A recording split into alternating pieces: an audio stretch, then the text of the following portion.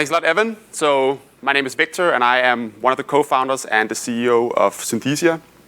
You saw some of our work yesterday with the David Beckham.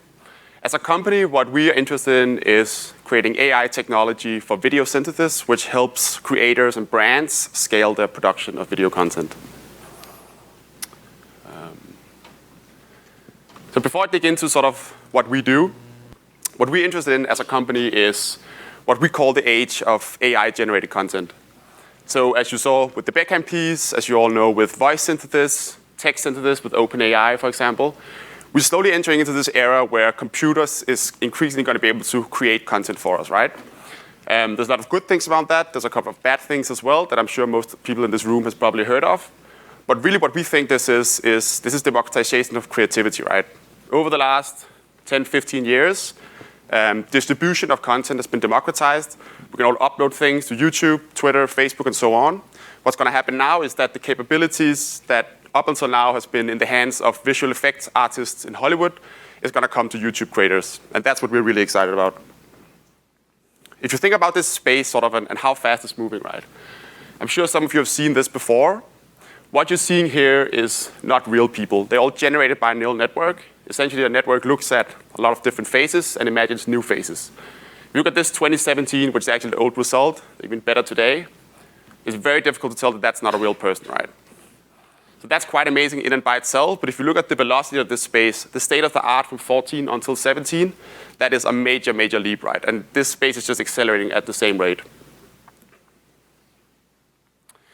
So many people call this kind of synthetic media, this idea of computers generating content, right? And our thesis around three things that we think is going to happen over the next 10 years. The first one is content creation. That's what we're primarily focused on in Synthesia. The second one is IP ownership. When we can reproduce people and their likeness at the click of a button, that changes the equation of how media works quite a lot, right? You could have David Beckham, for example, teach your kid all his math classes because we can just reproduce his voice and his image in a very, very scalable manner. So it changes how people will get paid for their likeness, and it changes, photography, video production, all these things. Last one, security and verification.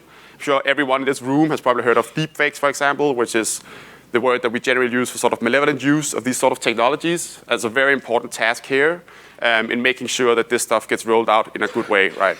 So there's forensic software, there's authentication software. We had a great talk from Steg AI yesterday around how we can potentially authenticate content at scale.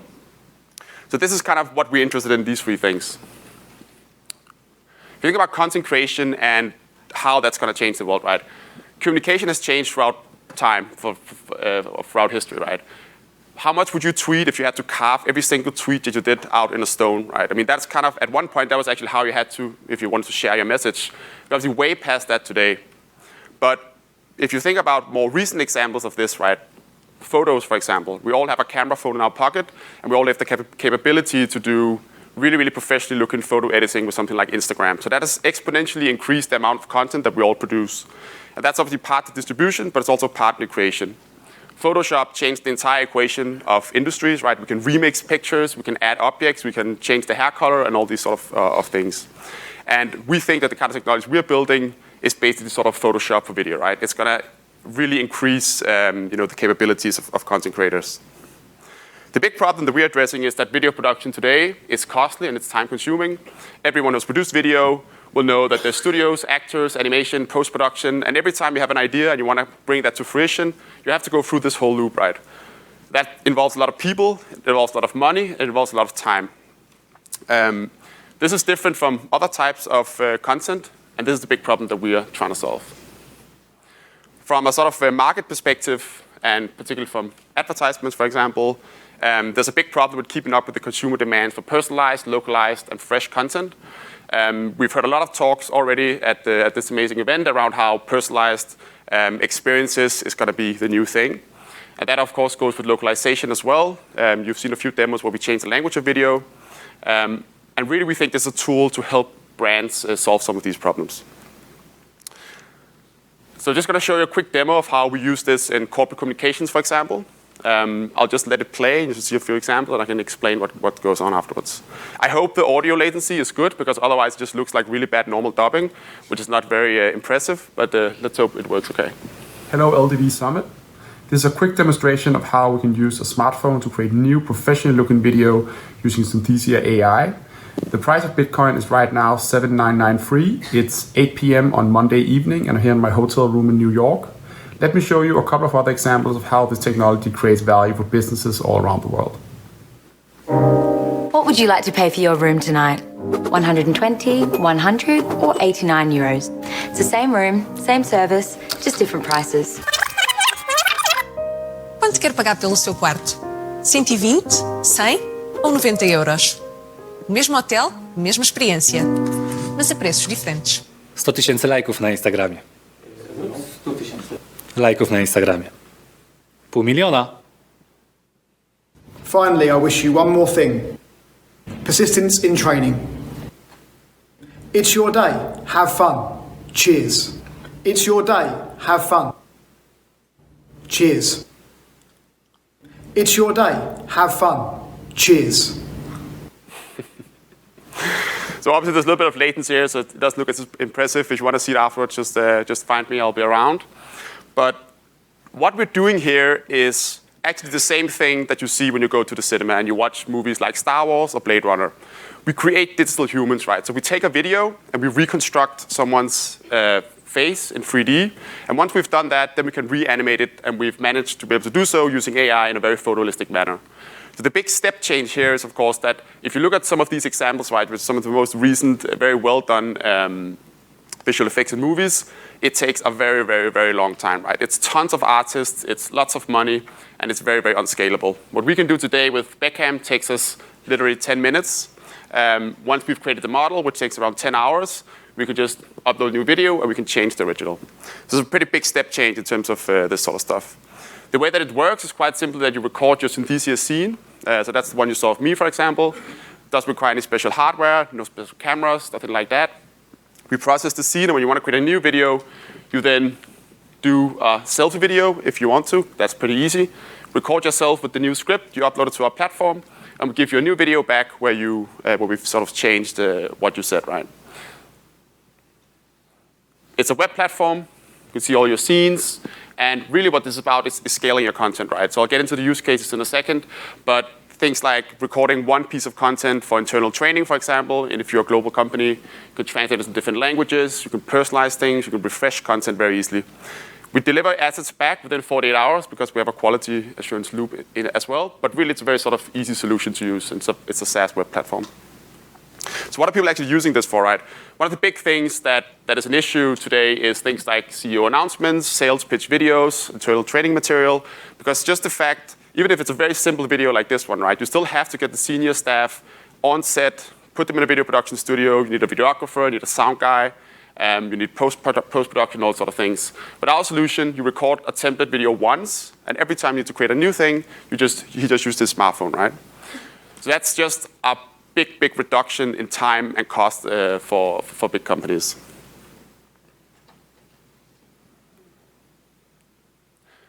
Second thing is what we call VideoPowered knowledge databases. So obviously a lot of big corporates have a lot of training material, which could be around policy, for example, of educational material.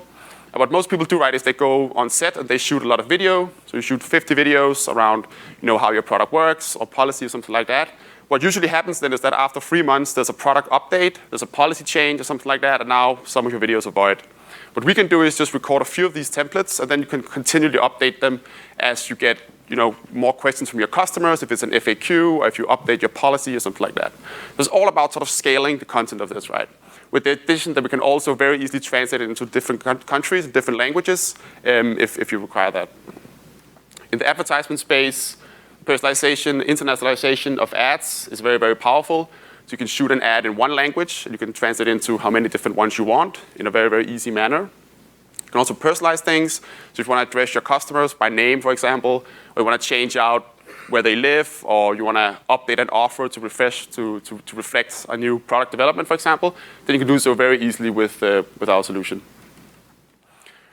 Customers also use this for creating product videos, for example. If you have a catalog of 500 different products and you want to be able to continually update that as you get new things in, you can very easily do it with our solution.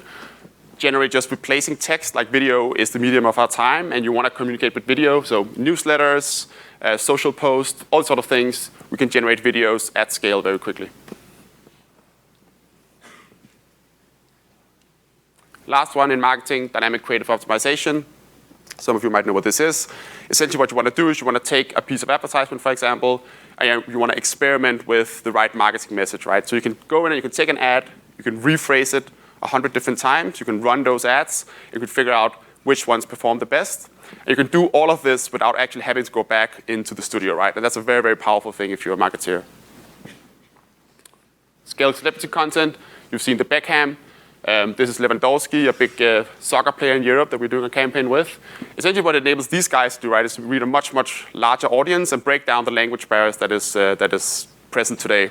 We've also done content with like American sports clubs, for example, creating content for the Chinese audience where they speak Mandarin. They absolutely love that. Same with Brazilian Portuguese. It really is a very fun way of sort of spreading their message and talking to their fans in a fun way.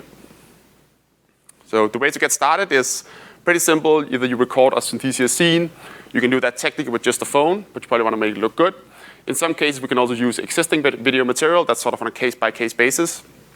But generally speaking, if you have something that's sort of well lit and looks something like this, then we'll probably be able to work with it. So it's a pretty simple process, and really this is all about making it cost efficient and helping people scale the video content. So what's next for us? Right now we're doing what's called face synthesis. What we're moving to is what we call synthetic actors, so actually creating actors that don't exist, potentially. So you can create your own brand presenter, or you can just alter the modification of people that are already there. Some of you might know Lil Miquela, who's the biggest virtual celebrity on Instagram at the moment. She has around 2 million followers. And sort of building the tech to make this happen at a larger scale is something we're very interested in. And our sort of final goal is full scene synthesis, which means that you can sit behind a computer and create virtual scenes, a bit like you would create a computer game, but where it actually looks real, right? So this is sort of where we get into, helping YouTube creators produce the Marvel films of today. And, we absolutely think that's going to be a possibility within the next 5 to 10 years. So that's it for me. My contact information is here. Feel free to chat to me afterwards.